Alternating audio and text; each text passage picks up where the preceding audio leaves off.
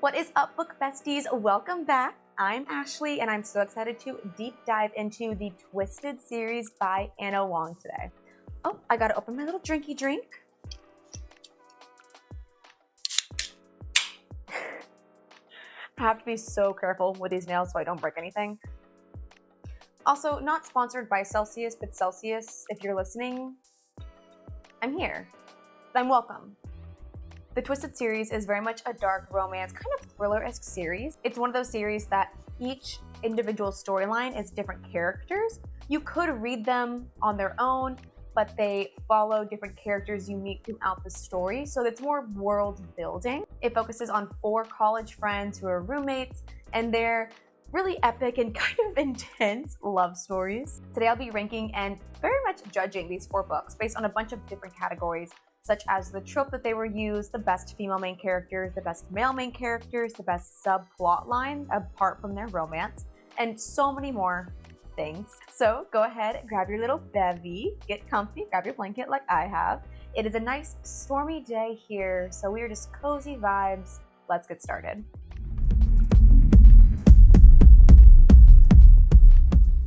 I don't know if you guys are anything like me. I kept getting the names of these books confused with the main characters because you have Twisted Love, Twisted Games, Twisted Hate, and Twisted Lies. As long as you know, Love is Ava, Games is Bridget, Hate is Jules, and Lies is Stella, we're good to go. So assuming that you've read all these 4 books, that's why you're here, that's why we're about it, but a very, very quick synopsis of each one. So we have Twisted Love, that is book 1, that is the first of the series. That is Ava and Alex's love story. A lot of drama happens between Ava and Alex, and we'll get into all of that, but it's their love story. The major trope in Twisted Love is brother's best friend. That's kind of the one that plays on. We also have like the wealthy billionaire. It's very much grumpy sunshine. Like that's what we're going in with Twisted Love. In Twisted Games, you literally have Mia Thermopolis, but in a different character, Bridget. It's a bodyguard romance, falling in love with a bodyguard. You have a lot of politics in play in this book, which is a really, really interesting read as well. Twisted Hate is best friend's brother, not to be confused with brother's best friend. They are 2 very, very different tropes. Also a little bit of enemies to lovers, really great tension in that book. And then the series ends with Twisted Lies. That one is fake dating, but like literally to the extreme. So let's dive in. First off, ranking the tropes. At the very bottom, we have the brother's best friend trope that we see in Twisted Love. It's not my thing. It's not my vibe. I've read a couple of brother's best friends. Maybe it's because I never had a brother. So maybe I just don't understand it. But as far as all the tropes that are presented to us, to me, it was the least interesting. For number 3, we have the bodyguard romance or the close proximity where there's 2 people who are forced to be together really against their will. But then we have that bodyguard aspect where he is protective and he has a little controlling and like, I'm into that. For number 2, we have fake dating. Again, I'm a fake dating fan. This trope is one of my favorites. It's always a Sufi. It's a very goofy, silly reason about why a fake dating happens, and you can do it really, really right, or you can do it really, really wrong. I think in this book, you see it done really, really right as someone who works in social media. I get it. I get the soft launch. It works. Trust me on that. And then the best trope in my mind is the best friend's brother.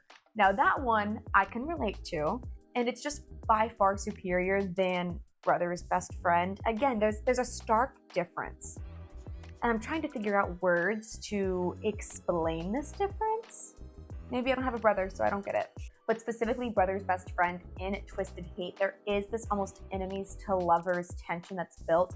And I think that's why I like the best friend's brother over brother's best friend, because typically there is tension, there is hate, there is something fiery between the best friend and the brother. And that just so good. I just eat that up with a spoon.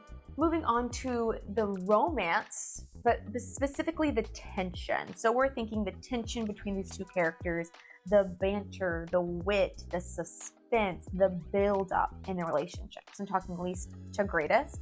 So starting off with Alex and Ava.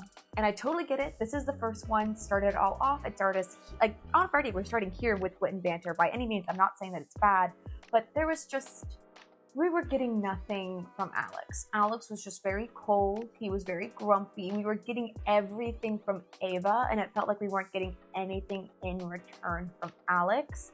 Up until like the point when he's like, well, I'm just gonna, kill anyone that threatened you, and you got kidnapped, and all of that unravels. We finally get to see like a tinge of emotion from him. But throughout the book, it's mainly Ava's emotional side coming forward and coming through. It just wasn't, in comparison to the other banters and tension, was not as good. Number 3, Jules and Josh and Twisted Hate. Don't get me wrong, I love them. I love the tension. Like I said, my favorite trope was brothers best friends. I love that enemies to lovers tension. In my opinion, they got together way too soon in the novel. They started out being that weird acquaintances with benefits kind of situation, and that was not even like a fourth of the way through the book, so they were already getting spicy and having sex, and I love the cat and mouse game. I love tension and witty banter way more than I love smutty scenes, so I wanted more of that than what we got in this book. For number 2, we have Bridget and Reese. Now, we waited years for them to get together. Reese was her bodyguard for at least 2 years before anything happened. And they went to the Costa Rica trip, and that's kind of when everything just avalanched down. But again, that was years after them getting to know each other. So they had time to truly know each other, for the tension to build. In those first couple years, you were getting like little tidbits of their lives as they kept going and moving. And Reese would do cute things here and there, but then once things escalated, that's when the banter got like so good. But I did love that their story had years to develop into this beautiful, really high stakes love that we see. And number 1 is going to be Christian and Stella. There's just something about Christian's POV that it did something. He's been in love with her for 5 years before he even met her, but very, very clear to, keep his distance. But the way that he was just so possessive and she's mine from the very, very get-go, I was like, okay, Christian. Okay, sir. Okay, now we're going to get into the healthy relationship. Like, point blank, all 4 of these couples need desperate therapy. From everything that they went through together, the trauma they endured by themselves, they all need therapy. So the most healthiest to the least healthiest, or should I say, the couples that need the least amount of therapy, the couples that need the most amount of therapy. Starting off with the least, we have Bridget and Reese. By far, the most healthiest relationship we have in these books. They had years to develop their relationship. Never once did he betray her or did they really break up over anything. The only secret he kept from her, he told her pretty much right afterwards, after he had to figure it out himself. They had really great boundaries. The only time that they ended things was Bridget, when she was like, okay, well, I have to go rule this kingdom and I have to, marry someone of royal blood. I have to let him go. So that's the only lie that was told, really. All got solved anyway, because Reese was like, you know what? I'm gonna fight. I'm gonna be here for her. Okay, next is Christian and Stella, but I understand the stalking of it all, so I'm gonna have a hear me out first. When it comes to Christian and Stella's fallout, as we know, Stella was dealing with her own stalker, which was not good. So when she found out that Christian had all that information on her, really, really creeped her out. She started comparing him to her actual stalker. It literally took her stalker to kidnap her and hold her at gunpoint and threaten to murder her. For her to realize, oh, Christian wouldn't do any of that. He just has information on me. And to that, I ask you, dear Stella, you do know what Christian does for a living, right? He's the CEO of the largest private security corporation in potentially the world, is kind of what it alludes to, since they're working abroad. In order to be the CEO of that, he has to be super protective of anyone that comes into his life, because she moved in, but also anyone that comes into the building that he owns, because again, that's his assets. He wants to have a thorough background check. He makes it very clear that all the information he has is information that he could have gotten publicly, besides her information on her home and her school and her friends. But from her perspective, she should be like, oh, well, he's essentially a stranger and I just moved into his house. Wouldn't you think that he would do, being the CEO of a national security corporation, wouldn't he go back and do his research just to make sure, like, oh, this is a sane and okay normal person to move into my freaking home? Anyway, I got qualms. Maybe it's a me red flag that I found it very thoughtful and caring that Christian's been obsessed with you for 5 years and he's been following you online and getting information because he wanted to know you without ever like having to intrude in your life. I had a conversation with my fiance when I finished this book, explaining the situation, and straight up asked, like, hey, like, just so you know, like, if I found out that you had information on my life for the last 5 years before we met, I would be okay with that. Actually, I would be honored that you cared enough about me to do that amount of research and take up that amount of time to get to know me. And even if you staged our meeting, I don't think I'd be that upset about it, because again, I'm honored about how much you cared. So maybe the problem's me. Maybe I'm the red flag here. Okay, Josh and Jules. Don't get me wrong, I love Josh and I love Jules. I know they're number 2 on this list, but I still think they need to go to therapy. Overall, they had a really healthy relationship. They spoke a lot of their truths. Josh's whole thing was honesty, and Jules was honest with him. I cannot get over how Josh treated her when Jules was honest with him. That fight that they had when she came clean about stealing the artwork. I have my own pet peeves about that entire storyline later. Stealing the artwork and his reaction, and I'm not going to get into details about what he did because it's a huge trigger warning, but what he did and what he said to her at the end with how does it feel to be lied to? My boy, we have words.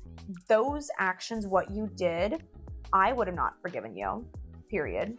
It took her 12 days to forgive you. You should have been groveling for 12 years, actually. If it took Ava a year to forgive Alex for what he did and he had to like continually follow her around London for that year, it should have taken you way longer. Jules, you should have made him beg more than he actually did, because that was just, I got offended reading it. So, bye. Therapy.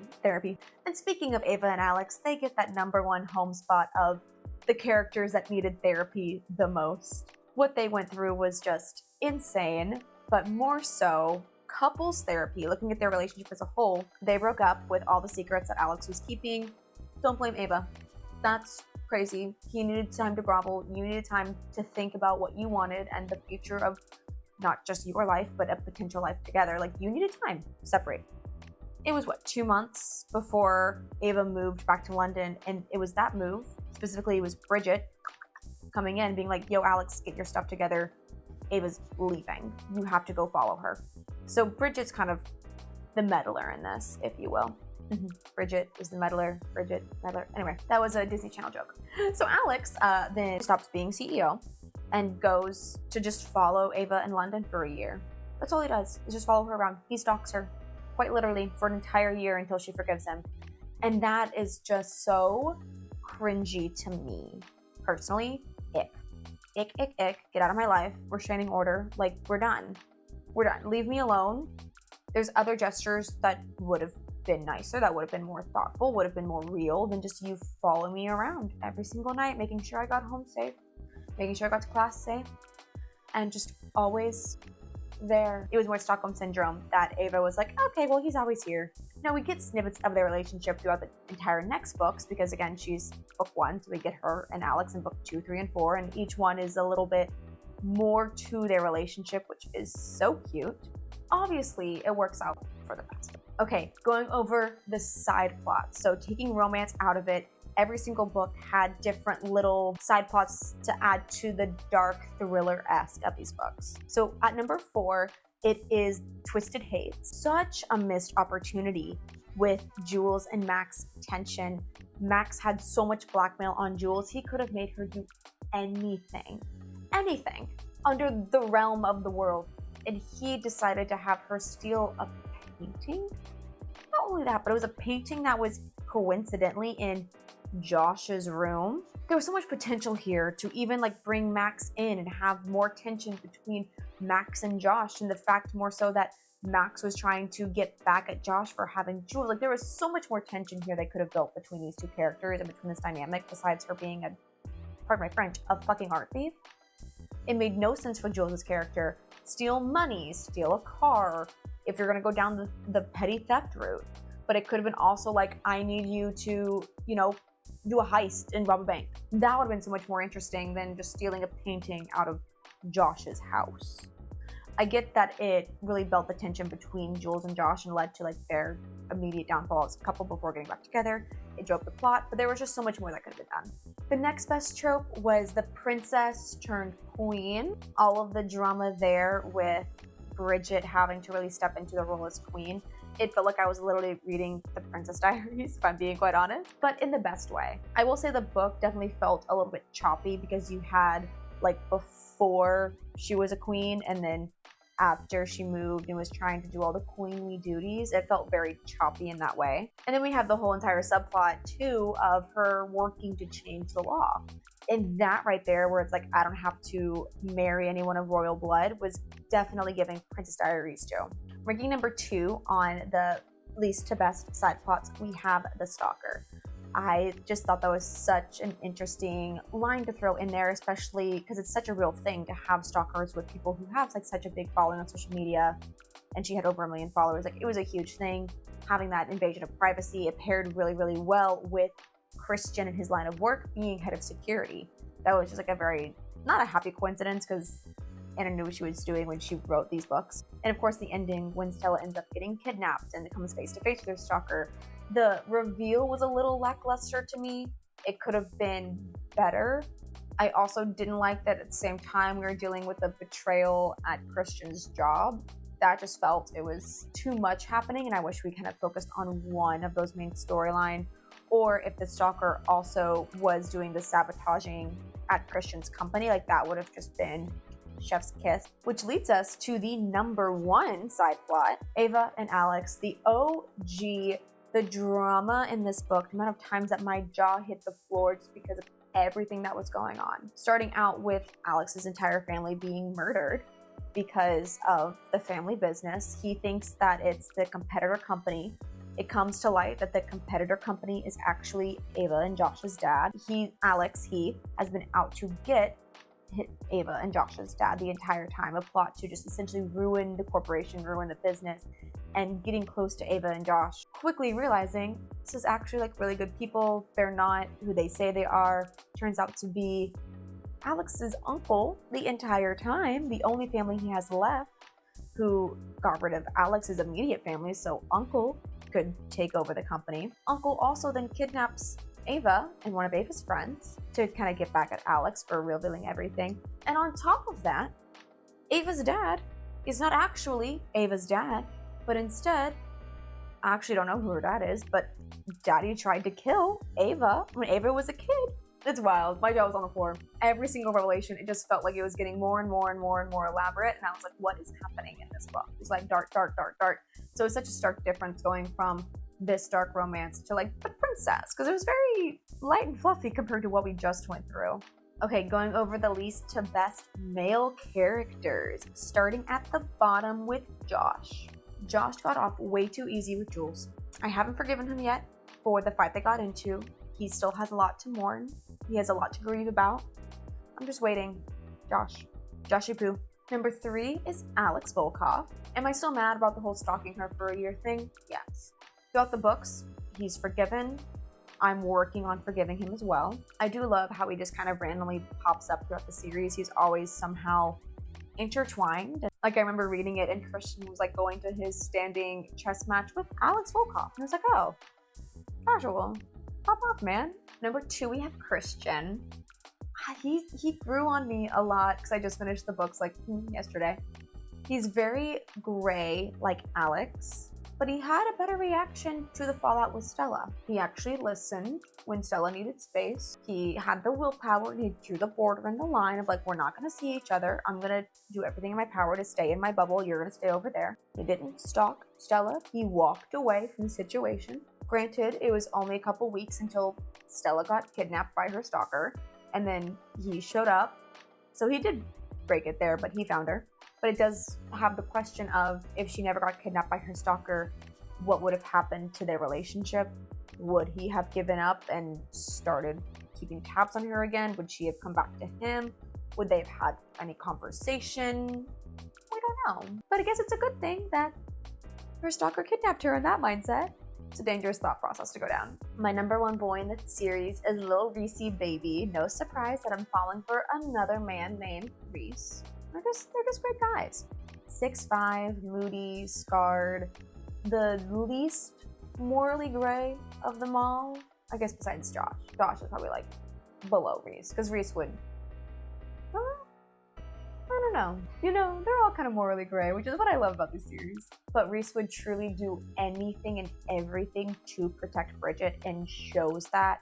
They never had like a super serious, huge falling out. He never kept like these mountainous secrets from her. He had walls up, that's for sure. But once the walls got down, he was very open with her. He liked to have sex in a lot of places, so like that was really fun. All right, diving into the female main characters. Starting at the bottom of my list is Ava. Again, don't get me wrong, I loved Ava. Ava started the entire series off. I thought she was a really great female main character. I think my issue was that we didn't really see any flaws in Ava. Ava was very morally straight. She knew who she was. She was sunshine. She was light. She was happiness. She had her dark pits, which was her blackouts. And that was really kind of her only flaw. The only kind of self-sabotaging we see from her is the fact that she blacks out and has no idea why. And it comes to light that it was like, oh, that's because your dad tried to kill you and you're trying to block those memories out from you. But that was really her only flaw as a character, was the fact that somebody else did something to her. It wasn't like an internal flaw in herself. So I'd love to see more of an internal battle inside of Ava and the internal dialogue that we do get with the other characters throughout the series. Next is Bridget, aka Mia Thermopolis reincarnated. I loved how real she felt, even though she was a princess. She had these obligations and she had these challenges at social events where she just did not want to talk to people, but she had to go show face, and that truly felt so real to me. At the end of the day, she did have to use blackmail in order to get what she wanted, but it was for the betterment of the country, I think, and overall it was good, and she did have to level herself to play Parliament's game, but I think she did it in a very sophisticated, really great way. Character growth, my girl. Next is Stella. Not gonna lie, at first, before going into her book, she was probably my least favorite just because we didn't really know anything about her. She was the influencer friend, she was the pretty friend, she was the quiet friend. That's really the only thing we ever got from Stella, but after reading her book and reading her POV, there was so much more depth to her, and she just skyrocketed on my list of favorites. She works in social media, she does the influencing, I work in marketing. I understand that world, so all of her lingo, all of her struggles is something that I know all too well. So that definitely hit home. There's also that juxtaposition of her being in the spotlight, but not wanting to be in the spotlight, where her entire life is public for everyone to see through her Instagram, through her blog, through her brand deals, but she still has this intimate part of herself that likes to stay home. She is a homebody. She wants to eat her Ben and Jerry's and dance around in her PJs and watch girly silly movies, and she'd rather do that than like going out and being on the town. Also, her being into yoga and meditation and specifically crystals, that's my girl. And my favorite female main character has to be Jules. Jules is the person I want to be. She's fiery, she's fierce, she's not afraid to say what she's thinking. She is just such a baddie in every way. I thoroughly just love her so much. She's everything that I want to be in a person and more. Like, I want her to be my best friend. Then reading the book from her perspective, you also got to see the flip side of all of her insecurities and the mask that she puts on in order to be that sassy, confident self. And it just is such a great light into her as a person and those complexities of her as a person that just was so beautifully written and beautifully conveyed. Okay, finishing up with the books reviewed and ranked from my least favorite to favorite. And let me tell you, this is hard. As you saw my rankings earlier for each couple and each book, they're all kind of over the place. There's no clear winner here. So I'm basing this on my Goodreads reviews and the stars I gave it, but also how fast I went through these books. Because to me, that's a telltale on whether or not I enjoy the process or not. So starting out in 4th place, we have book 2, Twisted Games. Don't get me wrong, I love these characters. I loved Reese, I loved Bridget. This book just felt too long. There was a lot happening. I wish it had been condensed a little bit in the storyline, or could even have been two completely different books, just because there was so much happening and it felt a little dragged in the terms of events. For number 3, I have Twisted Hate. That is book 3. That is Jules and Josh's story. I love Jules. I love Jules. I love them together. Two biggest qualms with this book being the fight that they had, and the second qualm I had with this book was, again, that wasted plot line of Jules being an art thief and stealing that one painting from Josh's room. So with those two qualms, this is definitely like on the lower spectrum, but I loved Jules so much I could not put it in last place. Next, we have Twisted Love, which is, number 1, OG, Alex and Ava's story. Yes, I have my qualms with what happened at the end, but overall this just set such a great foundation and set the pace for the series. So good. The plot twist had my jaw dropping, the layers to the story. I do enjoy Ava and Alex's character and their love story. So if there was hate earlier in this video, I promise you I liked the book. And that leads to my number 1 of the Twisted series, and that is Twisted Lies, which is the 4th book. That is Stella and Christian's story. I really loved Christian as the male main character. Stella, such a relatable female main character. She went from probably my least favorite to my favorite in just one book. Being able to truly see who she is on the inside, in her inner monologue and her inner dialogue with herself. I love Christian's POV. Honestly, I could have had the entire book in Christian's POV, if I'm being honest. And that's the only male character I felt that with. The entire series is like, no, but I want to go back to his. I want to go back to his. The side plot was amazing with the stalker. It added a really great layer of suspense to the novel itself to really encapsulate that dark romance with a little spice of thriller. Best one in the series, in my personal opinion. So that was the Twisted series. Let me know which ones you guys liked best in the comments below. 4 books, 4 amazing couples, 8 amazing main characters. Obviously, I have some hot takes on different situations and different pairings and different people. Please let me know your thoughts in the comments below. I'm very excited to dive into more dark romance, thrillery-esque books. Would love to have more recommendations on books like this. If you guys have anything, please let me know in the comments below. Thanks for tuning in. Thanks for watching. Please go ahead, like, comment, subscribe if you're liking the videos I'm putting out. Show some love. I'm really excited to get more content out for you guys.